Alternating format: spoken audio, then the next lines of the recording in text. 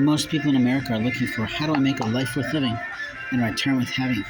In order to do this, we have to allow other people the right to live, the right to breathe, the right to communicate, the right to talk, the right to do things. I used to talk about a concept.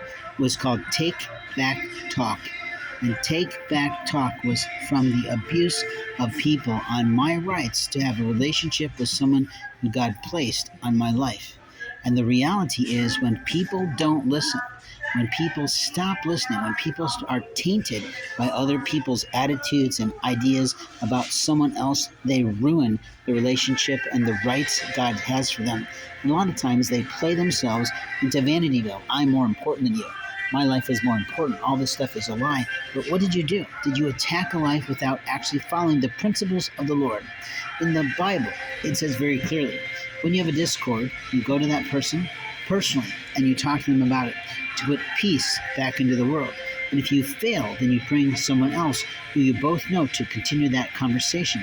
But when you jump beyond that and you go to legal action and other ridiculous things, you are at fault in God's house. You are facing hell. You have destroyed life. You have failed in your own world to recognize God's plans for your life. But you did that. You chose a bastard of Satan.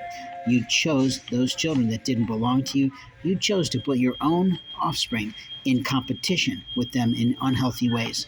How prepared are those boys for the world today? What I see every day is the illness of the nation. The absolute cultural diversity is not the problem here. The problem is that parents are not parenting.